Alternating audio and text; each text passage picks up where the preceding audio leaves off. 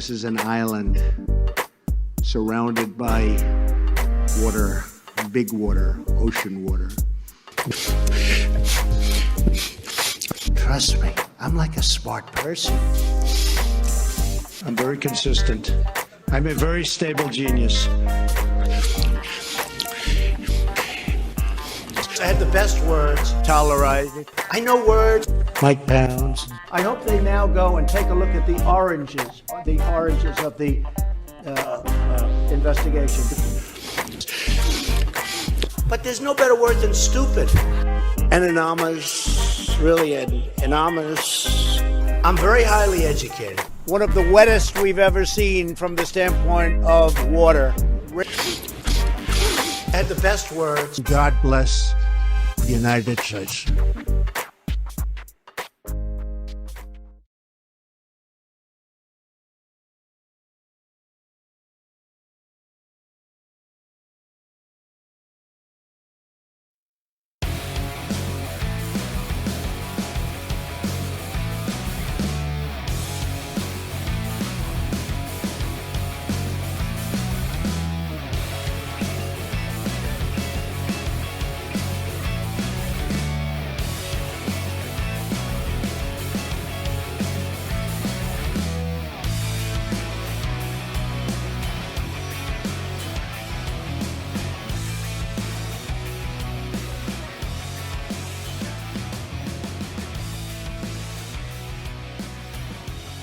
Around the nation,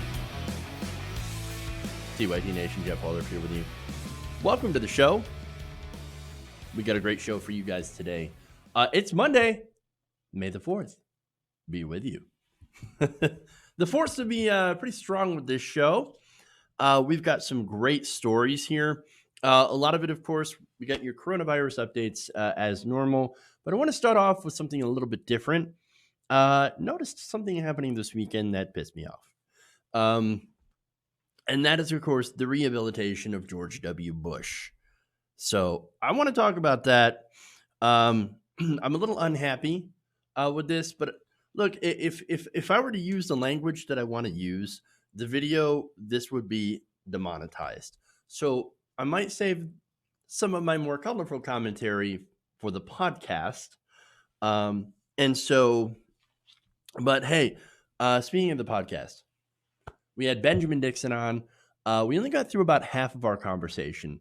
Something came up for Ben that he had to take care of. So what we're going to do is we're going to continue this conversation on Benjamin Dixon's podcast on Wednesday. So tune in for that. So I'm going to go on his show and we're going to finish our conversation about taking on the establishment, as well as having a fun discussion on some other topics. So those of you who enjoyed the podcast, I mean, it was a lot of fun. Please share that out. Those of you who didn't know what we were doing this weekend, go check it out. It's on Spreaker, and also anywhere where you can get podcasts. Apple, it's on iTunes. So not anywhere you can get your podcasts, but hey, it's on iTunes now. So go check that out. Along with, of course, the normal show, the podcast or audio version of the normal show. And hey, patrons get it sooner than everyone else. So, all right, anyway. We've got more stuff. We got Donald Trump in an update to what he wants to do to try to help the economy, help the workers. We've got an Ohio lawmaker saying no to masks. We got what Republicans in the Senate have come back to do. They have returned to Washington, and an update on net neutrality. So, look, it's a big show. We got a lot of stuff to do. And so, if you haven't already, please like and share the stream. Also, podcast-related news. So, we're working on, actually, we have got the Humanist Report coming up in 2 weeks. So I'm going to talk with Mike Figueredo, and we're going to have another great show. And I'm also working on getting Michael Brooks from the Michael Brooks Show for next week. So that, of course, happens. The podcasts get released to patrons on Saturday and released to the public on Sunday. So if you haven't checked it out, what we do is as I sit down with progressives and we have a conversation.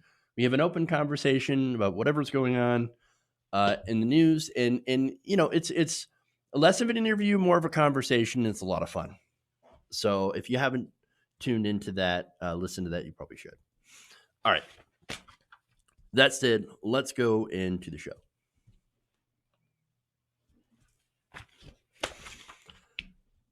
All right. It appears that establishment liberals are at it again. They are continuing with the rehabilitation of George W. Bush. So, over the weekend, the 43rd president had released a video to widespread praise from establishment Democrats and never Trump Republicans. So I'm not going to show you this video, but it's basically George W. Bush talking about how, oh, we all need to come together because we're Americans and, all that stuff, right? All that basically nonsensical stuff that we're talking about. Okay. Now, on social media, you had resistance celebrities like Deborah Messing tweeting out stuff like this: a real president, referring, of course, to George W. Bush. You also have Washington Post writer Jennifer Rubin saying this: God bless him, a reminder that every single president was better than the current one. You also had resistance folks chiming in with messages like this: here's what a real Republican sounds like. Thank you, President Bush. And of course, never Trump Republican voters also chimed in with messages like this: nicely done, hearkening back to the days when Americans could count on their presidents for leadership, inspiration, and solace. If Trump were smart, he'd be taking notes. But Trump is not smart. Godspeed, President Bush. Wow. So look, don't mistake me, all right? President Trump's a disaster. He is a garbage fire of epic proportions. And so this editorial, right, is not about like, oh, Bush bad, Trump good. No, Bush bad, Trump bad. Everyone's bad. There are no good people on this story, okay? So now, are we really at a point in which we're going to give a war criminal a pass? I mean, I'm not, but it seems like establishment Republicans and MSNBC viewers really, really are. And look, just because Donald Trump seems worse, that does not excuse George W. Bush's crimes, launching us into two disastrous wars, Iraq and Afghanistan, killing hundreds of thousands of innocent Iraqi and Afghan citizens. No, it doesn't excuse it. Okay. And not only that, those wars cost us trillions of dollars. And it killed thousands of our troops and maimed hundreds of thousands of others. Tens of thousands, I should say. And so here's the objective truth. You might say, well, look, Donald Trump and George W. Bush are so different. They're very different than each other. So how dare you make that comparison? No, they pushed similar policy. Donald Trump, just like George W. Bush, massively cut taxes on the rich and deregulated industry. We are now basically heading into a recession and into a depression. Bush botched a response to Hurricane Katrina. Trump had botched a response to Puerto Rico in Hurricane Maria. So those areas, by the way, minority areas, and this time Latinos, when it comes to Puerto Rico. And so Trump has also continued the drone policy started under George W. Bush, expanded by President Obama, of course. And Trump has himself expanded it to include the families of suspected terrorists, which is, of course, is a war crime in itself, killing people just because they are family members of suspected terrorists. Not only that, Bush had allowed our forces to use white phosphorus in Iraq. Not only that, but now, under Donald Trump, we're also using white phosphorus in civilian areas in Iraq and Syria. I mean, California's North County Times reported that U.S. forces had used white phosphorus as an incendiary weapon while never knowing what the targets were or what damage the resulting explosions had caused. This was back in 2005. This was written. To those of you unfamiliar of what white phosphorus is or what it can do, it is incredibly deadly. When dropped in an area, it's an incendiary that literally melts your flesh. Even light burns from being exposed to white phosphorus can kill you. There are now allegations that the Trump administration has used it again in Iraq and Syria. those weapons are banned for use in civilian areas because of how indiscriminately it kills. Bush and Trump are also both pro-torture. You had, of course, some of the black sites in Iraq. Gina Haspel, who is a Trump administration, who works in the Trump administration, I should say, ran a black site. So, yeah, the only difference is Bush is nicer on the outside. Bush doesn't tweet. He doesn't pop off at the mouth like Donald Trump does. He is a more civil monster, but a monster nonetheless. How is it that people think, oh, no, let's rehabilitate the guy because he's not as bad as Donald Trump? Well, the facts are very, very clear that they are basically the same when it comes to policy positions. But then you just got to look at Ellen DeGeneres. Oh, he's such a nice guy, that George W. Bush. I'll sit next to him, of course. Michelle Obama. Well, she gave me a mint. So, of course, I'm going to be nice because he is a more civil monster. I mean, it's absolutely ridiculous what we're doing.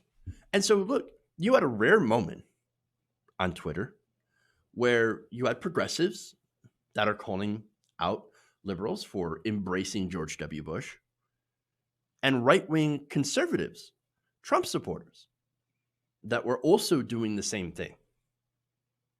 Again, a very, very rare moment of understanding between two very, very different sides. So now I want to give you some of the progressive responses to this. Friend of the show, Benjamin Dixon, said, "Good morning. George W. Bush belongs in The Hague, for war crimes." Jeremy Scahill points out, "The nice little painter man who passed mints to Michelle Obama at a funeral is actually a mass murderer who belongs in front of a war crimes tribunal, not being praised for releasing web videos." Warren Gunnels, this is somebody who worked in the Sanders campaign, said George W. Bush lied us into the Iraq war, leading to 460,000 plus deaths. Totally botched a response to Hurricane Katrina. Led us into the Great Recession. Fought to privatize Social Security, slash taxes for the wealthy and large corporations. Nothing should erase this record. Absolutely. And of course, friend of the show, Farron Cousins, also pointed out, if you had told me 4 years ago that George W. Bush would be a hero to Democrats, I would have had you committed. This is absolute insanity. The man is a war criminal who also let thousands die during Katrina. How limited is our memory? I mean, did we honestly forget? How many people have forgotten the legacy of George W. Bush? How he left office with a dismal approval rating. What is it, 19%? Or that might have been in the 20s, actually, in the low 20s. But I kind of have him confused, I guess, with Mitch McConnell when it comes to lowest approval rating. Point is, guy's a monster. And look, here's the thing. I do believe in the power of redemption, but not for this guy, who shows absolutely no remorse. Now, Sana Saeed also adds, George W. Bush is one of the most evil war criminals of the last 100 years. He and his administration are responsible for more bloodshed than the current administration. But go off, liberals, and praise him. Tell us how you're crying and wishing he was president. And believe me, I read some of those responses that were exactly like that. Oh, I'm crying right now. It's such a beautiful, beautiful moment from George W. Bush. That's what a real president looks like. Sick. But we've seen this before. We've seen this with John McCain. I refuse to rehabilitate any war criminal, right or left. Now, in 2018, Andy Worthington, who's an investigative journalist and author of the Guantanamo Files, Gitmo, of course, started under George W. Bush, or at least used to house terrorists under George W. Bush. Some people who had actually never even committed crimes. He said this. He criticized the bizarre propensity on the part of those in the center and on the left of U.S. political life to seek and rehabilitate the previous Republican president, George W. Bush. Again, as I mentioned, I do believe in the power of redemption, but not once did George W. Bush have to answer for the amount of death and destruction that he had caused in many parts of the world. He gets to retire to his nice little ranch in Texas in the comfort and security of people around him, while those whose lives he destroyed unrepentantly continue to suffer. I will never aid in the rehabilitation of a war criminal from either party, and then I will never cover up for someone because he might not be as bad as the next guy or as the next guy. Maybe not the next guy either. You see where this road leads. That's not how this is supposed to work. We're supposed to hold people accountable. It doesn't matter what party they're in. Unfortunately, partisans from both sides, establishment Republicans and Democrats, have apparently forgotten this or had never believed it at all when they criticized George W. Bush for the war crimes that he did in both Iraq and Afghanistan, when they joined with progressives and some on the anti-war right to call them out. Now they have completely forgotten this. I don't know if it's a result of Donald Trump actually not being worse on foreign policy. Yes, he murdered Soleimani with a drone strike and risked us going into war with Iran. And his administration is gunning for a war, another war in the Middle East. I will never cover those. I will never cover up for those for any administration that seeks to put us on a war footing. But understand that right now, even with COVID-19 factored in, George W. Bush has a lot more blood on his hands than the current administration. And that, hopefully that doesn't change. But as of right now, seeing establishment liberals praise this man is just absolutely sickening. Okay.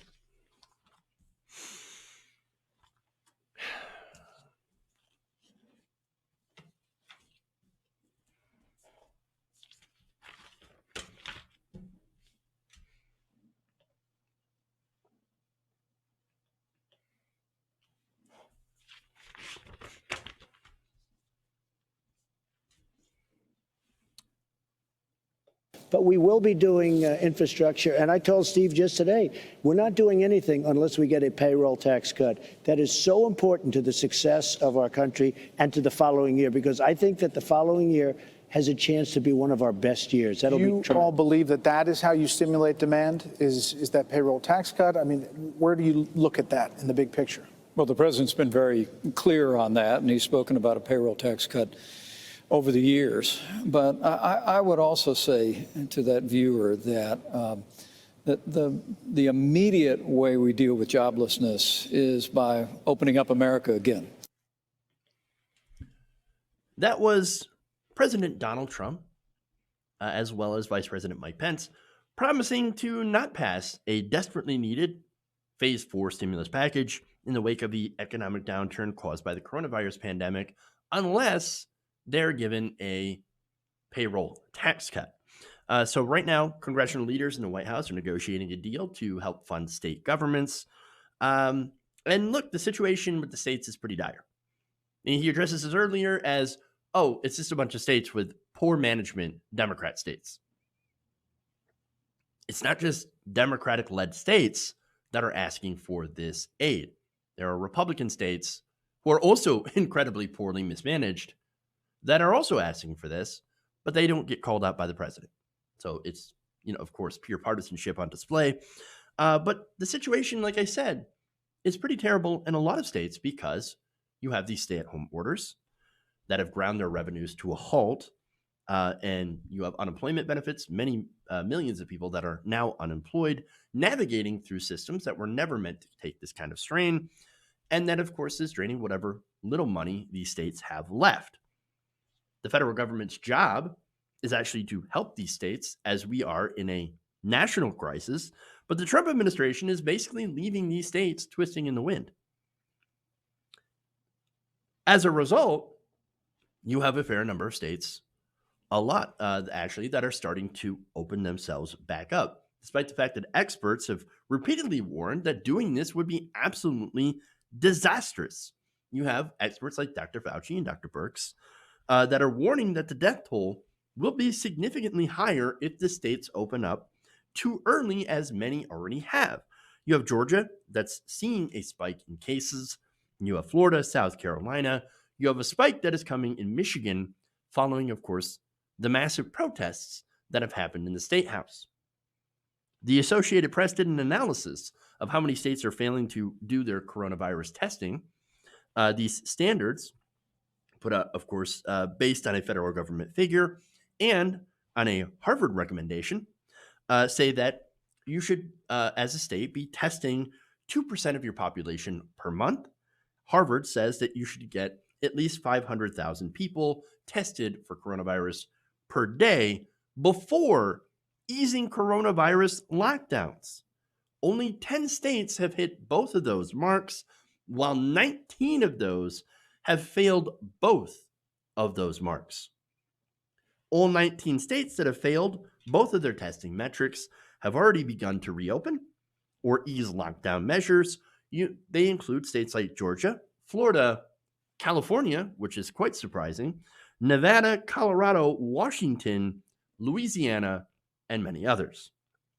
So now Trump is not keen on helping these states unless he gets something in return. And the something that he is asking for, of course, would mean the eventual destruction down the road of two of the most popular programs and effective programs in political history. The payroll tax cut, which, of course, helps fund Social Security and Medicare. Now, he is using this as a way to say, I'm going to help the 30 plus million Americans that have lost their jobs. Unfortunately, you kind of have to have an income to, you have to be bringing in checks in order to get or benefit from the payroll tax cut. So the real reason that they want it, of course, is because it defunds Social Security and Medicare, which down the line, and this has been a Republican priority for decades, is to defund it, starve it of revenue, and then eliminate it. Privatize Medicare, privatize Social Security. Now imagine that retirement, your health benefits, now being held by bankers on Wall Street, subject, of course, to the whims of Wall Street speculation and trading. Anybody who's paid attention to the stock market, especially at the beginning of this COVID-19 crisis, realizes that maybe putting your eggs in the Wall Street basket is not exactly the smartest thing in the world. Just saying. Now, there is more opposition, of course, to the payroll tax cut. University of Michigan economists Betsy Stevenson and Justin Wolfers had wrote in a New York Times op-ed back in March that a payroll tax cut would give, quote, the biggest breaks to those with the biggest paychecks, the biggest earners, and delivers nothing to those who have lost their pay. Now, I believe that we should have direct payments until this crisis is over and for at least a year after. There is a bill floated by progressives that authorizes a one-time payment of $2,000 and then $1,000 a month for at least a year after this crisis is over. That would at least ensure that many American families, working families, or families that are unable to work, now have something to rely on and to help them help their communities reopen, as they'll be able to afford to frequent those businesses. Now, this op-ed continues by saying, it is a slow infusion of cash, a payroll tax cut, dripping out paycheck by paycheck, and of course, those with low paychecks see very little effect in that tax cut. Social Security Works also chimed in, saying the payroll tax cut is a code for gut Social Security and Medicare's dedicated funding, then demand benefit cuts, and implores Democrats to stay strong and continue blocking Trump's terrible idea. On top of a payroll tax cut, Republican congressional leaders in the Trump administration are demanding that any future stimulus include legal immunity for corporations if their employees contract COVID-19 while they're on the job. Of course, they want to bring you back to work. And if you get coronavirus, well, that's on you. And it's a sad day for you. It doesn't matter if we, as a company, didn't actually protect you, didn't give you PPE, gloves, masks, forced you to work in close quarters with people who may or may not be sick. Many people, of course, can carry coronavirus and be asymptomatic. Doesn't matter to them. Blanket immunity for corporations so that we can force people to go back to work before it is safe to do so and not be held liable for the gruesome results. Corporate America. And on top of that, a temporary measure to help destroy both your health care and your retirement. That is the Republican plan. It kind of shows you that Republicans never waste a good crisis. Not only has the coronavirus response mainly been a way to transfer massive amounts of wealth back to the top 1% and corporations while giving the American people crumbs, one $1,200 check that basically is eaten up by 1 month's rent. Well, it's been a couple of months since this started. Rent was due a couple of days ago.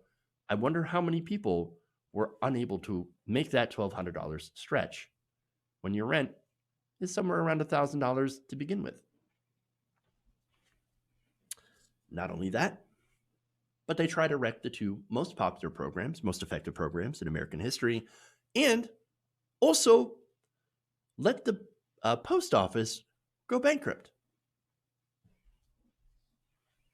And then they sit back and watch millions of Americans get sick with coronavirus.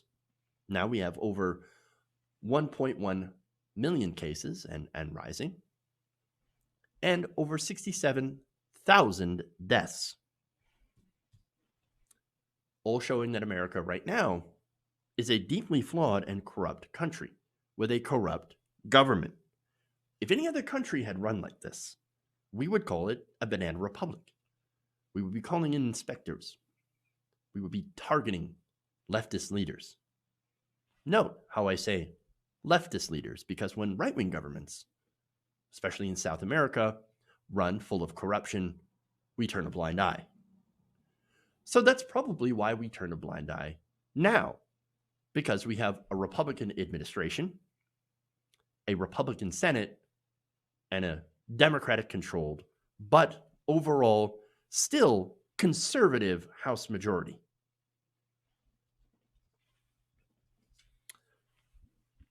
We have shown that in this country, we are a fake democracy, not a real democracy, but more a corporate oligarchy that will do nothing but put profits over human lives. This response from the president proves it.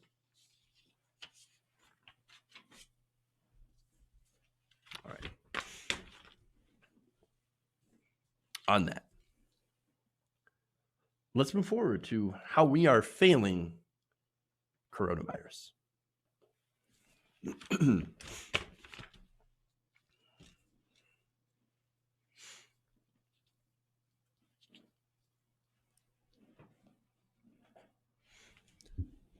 With now over 67,000 Americans dead and 1.1 million Americans infected with COVID-19, I think it is time to admit that America has completely failed in its response to this pandemic.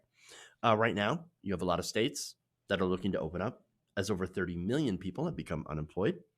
America has the most cases of the virus and the most deaths out of any country hit by COVID-19. And yet, here we are claiming that we are number one. We have a president that is claiming that we have the most testing and the fewest number of cases. That, of course, is the opposite of reality. According to a recent analysis by the Associated Press, it may be far worse than we see right now. They say that the majority of states looking to open up are not meeting their basic testing requirements. Experts say are needed to contain this virus. An AP analysis published on Saturday measured states on two different criterion, a federal government figure recommending that states should be testing at least 2% of their populations a month, and a figure from researchers at Harvard who say the U.S. needs to be testing about 500,000 people per day before rolling back some of their lockdowns. The analysis found that only 10 states had hit both marks. You had 19 that failed both, and the rest have at least failed one metric. The 19 states that failed both testing metrics have unfortunately begun to reopen or ease lockdown measures. They include Georgia, Florida, California, Nevada, Colorado, Washington, Louisiana, and others. 10 states that do meet those both of those testing metrics are North Dakota, New Mexico, Alaska, West Virginia, Utah, Idaho, Tennessee, Alabama, Arkansas, and Delaware. So at least we are, of course, testing in some of these areas, which is, look, you have to have aggressive testing in order to be able to quarantine and do contact tracing so that you can make sure that those infected with the virus do not spread it around to other people. So we can stop the virus, kill it dead in its tracks through social distancing. Now, unfortunately, 32 states are not meeting federal government guidelines on the 2% target. 18% states are not, and 23 states are meeting the Harvard recommendations.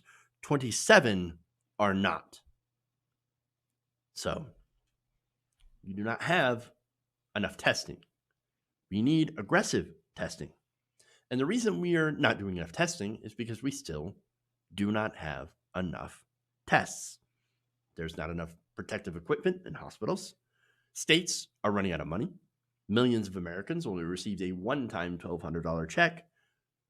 And rent for May, of course, is already due. I wonder how many people can't afford to pay their rent and will end up being kicked out once states lift the moratorium on evictions, which, depending on the state, could be quite soon within the next couple of months. You have over 4,000 meat packers in the food industry that are sick with COVID-19 that endangers, of course, the food supply. You have essential workers getting less pay than people on unemployment who are at the most risk. Now, I agree that people should get that extra $600 benefit. However, you should also have higher pay, hazard pay, for people that are out there working. Congress's response, unfortunately, to all of this was to redistribute trillions of dollars of taxpayer money to the very top, while regular people and small businesses get crumbs. This is a failure at every single level. You have politicians who are too worried about winning ideological battles than helping regular people. You have Nancy Pelosi bragging about her ice cream in front of her very expensive refrigerator, while Mitch McConnell orchestrates the biggest heist of taxpayer funds in the history of the United States. And you wonder why people are getting angry. Amazon and Instacart workers are, of course, took part in a gigantic May Day strike because they're not being taken care of despite being considered essential. You have all these problems, and you've got, I don't know, nobody in charge wanting to do anything about it. I would love to hear how Joe Biden is going to ensure 30 million Americans without their employer-sponsored health care are going to be able to afford their medications, to afford to go to the doctors once they're able to do so. Insurance companies, look, giving insurance companies trillions of dollars for COBRA, that is not a solution. You still have copays, premiums, and deductibles for people who qualify for COBRA. I would love to hear anyone explain how we're not going to end up in a full-blown depression once this thing is over, when people are not going to have money to do anything. Who's going to say if anybody actually wants to go back out there when they open it up? Especially since the doctors medical professionals and experts are saying that it's not safe to go out there. Right now, most Americans support stay-at-home orders. It's a very small group of angry protesters bankrolled by right-wing billionaires that are making the most noise when it comes to the anti-lockdown protests, and are really only demonstrating in Democratic states, whereas Republican states that are doing testing and lockdowns, protests are seemingly absent. Very strange. Very strange indeed. At this point, it's really difficult to look at America and not conclude that we are not a failed state. It's not because of Donald Trump. I mean, certainly he plays a pretty big role in the current state of this crisis, and he could have done a lot more. It's been estimated that up to 90% of the deaths that have occurred are due to the administration not acting soon enough and taking this crisis seriously. However, for a long time, we have flirted with the edge. All it takes is one deeply incompetent leader and a national crisis to reveal the precarious position that we have always been in.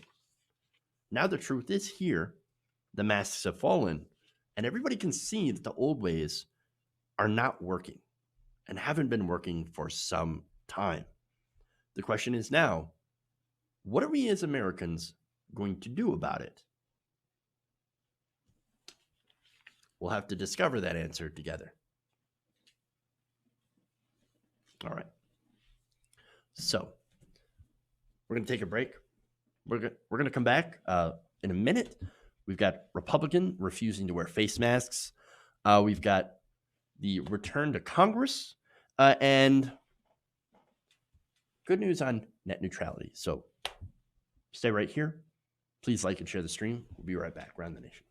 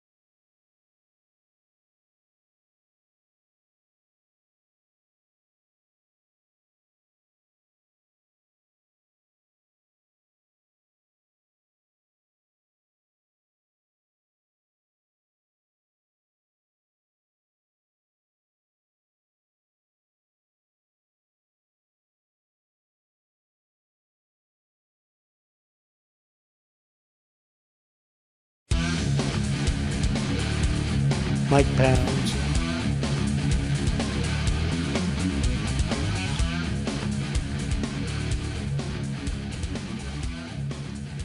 Welcome back to the show. Round the Nation right here, TYT Nation. Jeff Walder here with you. I want to thank some patrons, patreon.com/TYT Nation. We're doing a patron drive, 376 patrons. I'd like to get to 400 by the end of the month. So sign up, patreon.com/TYT Nation if you want to support independent progressive media. By the way, that is the reason that we're able to also do the show and the additional podcast. So the podcast is not making any money. It is funded completely by you guys. So I'm doing that for the patrons first and for everybody else. Please sign up to support that kind of work. Patreon.com/TYT Nation channel members as well. I want to thank some of you, Jim Wilson and Alicia Lisi. Thank you for signing up to be a channel member. You can become one by hitting the join button below. All right, so let's go to, thank you, Koru, and thank you, Jim Wilson, two new channel members. Let's read some super chats. LL says, we have two choices: either hold your faves accountable for their problematic behavior, or just admit those behaviors aren't an issue for you and stop trying to justify it or compare who is worse. Well, unfortunately, establishment liberals and resistance folks are choosing the latter. It's the same thing that we've seen with Me Too. No longer is sexual assault or the allegations of sexual assault really a big deal. They never were a big deal unless it's against a Republican. But if it's against somebody that we like, somebody who's running for president, his name is Joe Biden or even Michael Bloomberg, well then, we don't really care about that. Sad to see some of the apparent hypocrisy. All right. So, Sarchek also adds, Noah did not swim in the flood to prove his faith. Noah stayed in the ark until it was safe. So, that's pretty good. That rhymes. All right. Moving on.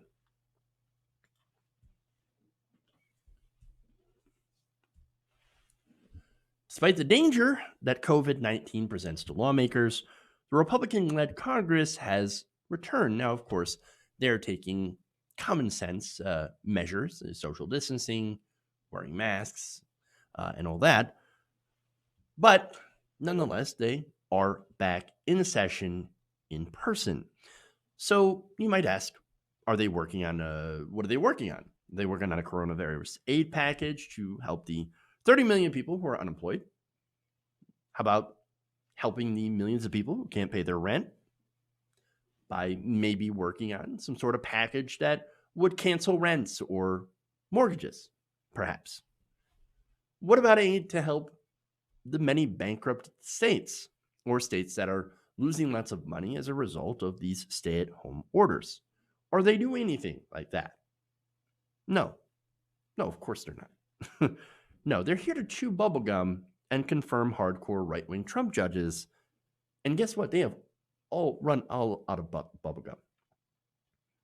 According to HuffPost, the Senate Majority Leader has loaded up the agenda with hearings for Trump nominees, including Justin Walker, conservative, McConnell-backed pick to be a federal judge in the U.S. Court of Appeal in the District of Columbia Circuit. Now, that is one step removed from the Supreme Court. A lot of people who end up on that District of Columbia Court go on to serve in the Supreme Court. Very important nomination. A nomination hearing is also scheduled for John Ratcliffe, a Texas Republican congressman who is Donald Trump's choice to lead the Office of Director of National Intelligence. Now, of course, there are several committees that will meet to debate issues related to the virus outbreak, including the nominee for an oversight commission. The Health Committee will hold a session on potential cures, and the Commerce Committee a hearing on the airline industry, but nothing about workers. Nothing about struggling workers or small businesses. Nothing about an aid package that includes more direct payments for workers. In fact, the Trump administration has said that they will not do any more direct stimulus payments, but are now looking for a payroll tax cut. McConnell himself, along with many Republicans, are instead pushing the reopening of states to solve any economic crisis. That's what our Congress is focused on. Now that the corporations have been bailed out and the markets have generally stabilized on Wall Street, it's back to business as usual, despite the fact that, again, 30 million people are out of work. They have lost their employer-sponsored health insurance. Rent has already been due. We don't know how many of the millions of people that are affected by this were not able to pay their rent for May or for April. So the idea, that opening this up in the middle of a crisis is going to solve this crisis is ridiculous, naive. And of course, if you actually don't believe it but are doing it anyway for an ideological purpose, you can call that evil. Now, people are not going to be spending money, of course, because they can't spend money that they don't have. So if you open up the state, who's going to be out there spending? Not a lot of people. Remember, pre-crisis, half of American people could not afford a $400 emergency. Now you have 30 million people that have lost their jobs and their health insurance, as I mentioned before, their paychecks. And look, if consumer spending is a cornerstone of our economy, which it is, well, there's one thing that happens when people no longer have the money to spend. That economy crashes. All the rich people and corporations can produce as much as they want. They can produce and produce and produce. If people are not buying those products, well, then it's not going to help the economy. In fact, there will be, at the end, mass layoffs, which will compound the current crisis for the businesses that have decided to stay open or reopen. People will lose their homes and be evicted once the states relax their temporary orders to stop those evictions. And considering how leading medical experts are saying that a new, deadlier wave of COVID-19 could come in the fall, all of this is going to spell unmitigated disaster later this year. But that's no matter to the GOP or their donors because they got theirs. They're all incredibly wealthy. The donors are, again, happy because they received trillions of dollars in taxpayer-funded bailouts. And the judges that are being appointed by McConnell right now will ensure that their priorities of more tax cuts and deregulation of industry and other conservative priorities on the social front will continue, even if these Republican congressmen end up getting drummed out of power in November. Their legacy continues unabated.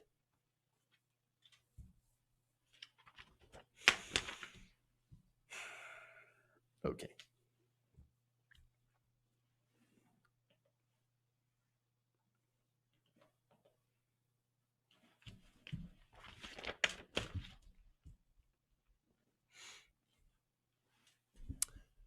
A Republican lawmaker in Ohio is refusing to wear a mask because Jesus. Now, this is Republican Ohio State Representative Nino Vitale, who has been a vociferous critic of Republican Governor Mike DeWine's stay-at-home orders as a result of this pandemic. He thinks that wearing a mask is somehow against Judeo-Christian principles. Okay. Now, there was a Facebook rant flagged by Ohio Capitol Journal reporter Tyler Buchanan. And in this rant, Vitale railed against orders to wear face masks when venturing outside because it violated God's teachings. Quote, "This is the greatest nation on earth founded on Judeo-Christian principles." Let me stop there. Actually, we're founded on the principles of the Enlightenment, which didn't eschew a God, of course, but it kept religion separate from government. One of those principles, he writes, is that we're all created in the image and likeness of God. That image is seen the most by our face. I will not wear a mask. I'm refraining from making a joke here, and it's very difficult not to do that. But moving on. Here's what I think. This guy does not want to wear a mask because They're uncomfortable AF. I understand. I get it. I get it. I mean, keep it real. Ask any nurse what it's like to wear one of these masks all day, and they'll tell you. They'll tell you. But see, unlike Vitali, these nurses are putting their asses on the line to care for the people who are too stupid to wear a mask. Just saying. Even if these people are stupid enough to go out and spread coronavirus to everyone and then get sick, these nurses will still take care of you. I mean, look, if you don't want to wear a mask, I got some advice for you. Don't go out in public. Don't do it. Stay home. Oh, I'm sorry. Does that violate your right, your freedom to go to Fuddruckers? Suck it up, snowflake. Worse than that, I mean, this guy's obviously being a douchebag. No, he's also for people to start defying these stay-at-home orders. He said it's time to do what Preble County in Ohio had done, open up. Ignore the unelected Dr. Acton's orders. This is somebody, of course, Dr. Kim Acton, who is saying that people should wear masks and practice social distancing and try to stay out of public as much as possible. That's what she's saying. But he is saying, no, ignore her, ignore the experts, open up the counties now, before it is too late. What does he mean by too late? This whole idea of quote unquote mitigating economic harm by exposing yourself to coronavirus, possibly exposing your family, your grandparents, your parents, all that stuff is as a lesser concern than the damage to the economy, which has already been damaged quite a bit. But unlike people who die from this, the economy can recover. Dead people cannot be brought back to life. So I don't know if he missed that whole thing. But then I guess for some people, the belief in a everlasting life, I guess, trumps everyone else's freedom to believe what they're going to believe. He said this is not based on logic. This is based on fear and propaganda. And every statistical data-driven study done in the last 2 weeks says death counts are low, the models were wrong, and this is more like the flu. For one, this is massive projection. I mean, you want to talk about fear and propaganda. Well, what happens every time 2 or 3 or maybe 5 people are caught getting together to try to cross the U.S.'s southern border? I mean, what happens then? Oh, right. Caravan. Massive caravan. Coming to infect people. The dirty and the diseased are coming to America. Well, we have got the diseased here. We're already here. And this guy says, go ahead and go out and get your COVID-19 right now. Don't wait. Supplies are unlimited, but get yours today. COVID-19. The reason, by the way, that only 67,000 Americans have so far died. And that number, of course, Donald Trump earlier today had come out and said, you know what, the numbers have been revised. I think we're going to have about 100,000 people, but great success. Wonderful success. 100,000 dead, not a success. And those numbers, of course, could be up to 200, 300,000 in the next couple of months. So, the reason, though, that the numbers have stayed comparatively low, at least in their estimation, I think it's way too high, is that Americans have, for the most part, with the exception of a few, generally adopted social distancing measures and have, yes, worn masks, which would have slowed the disease. But you also have to add in the fact that we don't have testing. We still do not have enough tests for the 2% of Americans in the states that are supposed to be tested, or the 500,000 people supposed to be tested a day. We do not have enough tests So the number of people that are infected with coronavirus that could be spreading it around is unknown at this point. And the death toll is 2, maybe 3,000 a day. That is a 9/11 each day, every 24 hours. But you want to say that it's low, and you want to say that it's fear and propaganda that is keeping people inside. No.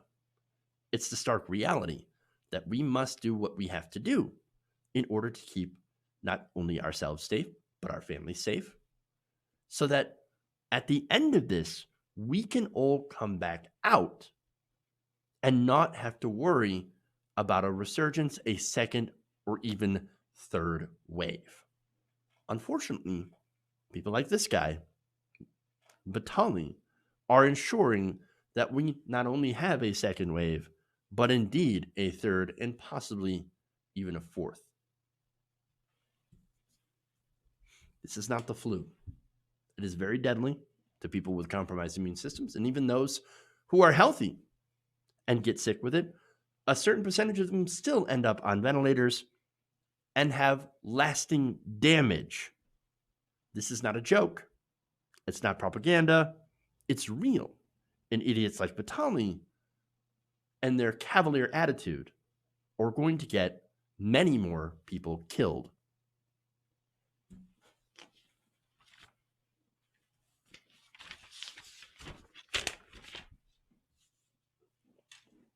One more.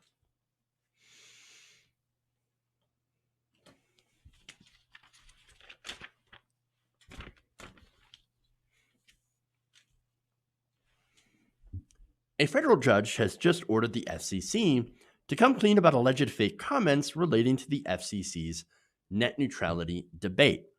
Now, this is Judge Lorna Schofield of the Southern District Court of New York, and she has ordered the Federal Communications Commission to turn over server logs and other records pertaining to the fake comments that had poured into the agency's system back in 2017. Now, this was during, of course, the fight for net neutrality, or in Pai's case, in his perspective, the fight to eliminate net neutrality protections. Now, the New York Times sued the FCC in 2018, demanding that the agency release data logs that could shed light on who was behind these fake comments. Now, there was fake comments, and there were millions of fake comments that all seemed to be basically the same, using pro-industry talking points. The New York Times sued and asked who is behind these comments. The newspaper filed a lawsuit after the FCC refused to comply with a Freedom of Information Act request for the records on the grounds that repealing IP addresses from fake commenters would be an unwarranted invasion of personal privacy. Now, normally I am a privacy advocate, and I would agree that we need to protect people's privacy. I wouldn't want my IP address to be revealed to the public. I do notice that in the story, there was something very fishy about these comments, and I talked years ago about how a lot of these comments were the same, and a lot of the information surrounding these comments did not add up. Now, Schofield had ruled last Thursday that the FCC, headed by former Verizon attorney Ajit Pai, had failed to make a persuasive case for withholding the information from the public, and said the records could help determine whether the agency's comment process is, quote, vulnerable to corruption, which I believe, of course, it is massively vulnerable to corruption. In this case, she writes, the public interest in disclosure is great because the importance of the comment process to agency rulemaking is great. If genuine public comment is drowned out by fraudulent facsimile, then the notice and comment process has failed. I agree. This makes things, of course, a little different than normal privacy issues because it's a comment period on policy, and you need to know if the people that are making the comments are actual human beings, are people. And a lot of the investigations at the time that looked into this revealed that there's a lot of speculation that many of the pro-net neutrality repeal comments were indeed astroturfed by the industry itself. Gizmodo had reported last year that in May of 2017, dozens of Americans came forward with claims that their identities had been used without their consent. in a campaign to inundate FCC with public comments critical of net neutrality. In fact, Gizmodo had reported that what was most curious is that each of these people had supposedly submitted the very same comment, a word salad of telecom industry talking points. In particular, the comment was a rebuke of the Obama administration's exercise of what they call unprecedented regulatory power in pursuit of net neutrality, a policy which it accused of smothering innovation, damaging the American economy, and obstructing job creation. Well, none of those talking points, of course, is shared by the vast majority of the public. You got both Republicans and Democrats that agreed with net neutrality protections, agreeing that treating all content the same is actually better for innovation, better for job creation, than allowing one company or the other to, of course, have an unfair advantage based on how much they pay for their internet access. Very unpopular position to do away with those rules. Now, were there some people that were brainwashed, I should say, or influenced into supporting the net neutrality repeal? Of course. There are people sending form letters that allowed them to sign their name to a pre-written statement and submit it. I'm sure that there's a percentage of those comments. I've seen that before. Nothing wrong with that, because at least there's a human behind there signing their name to it. But the people that are having their identities stolen, well, that's not right at all. I'd love to know how many of these comments were faked on behalf of people who had no idea that their names were being used to forward a corporate agenda, one that helps Verizon, especially.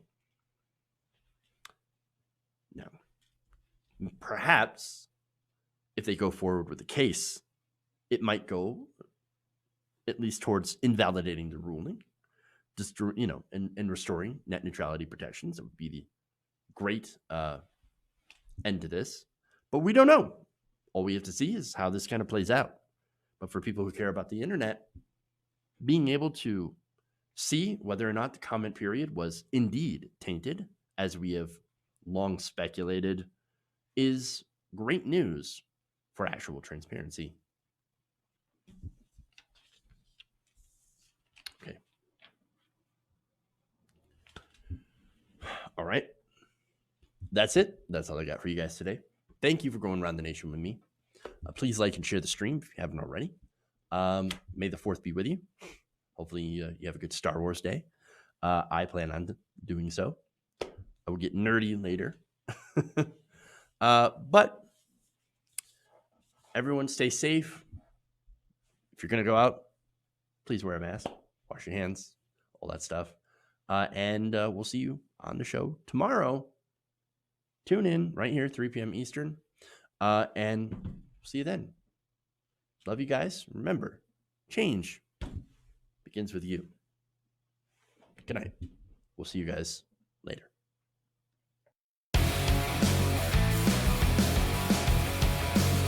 Mike Pounds. Please clap. Wait, you're getting nervous, man. Oh, man, I'm sorry.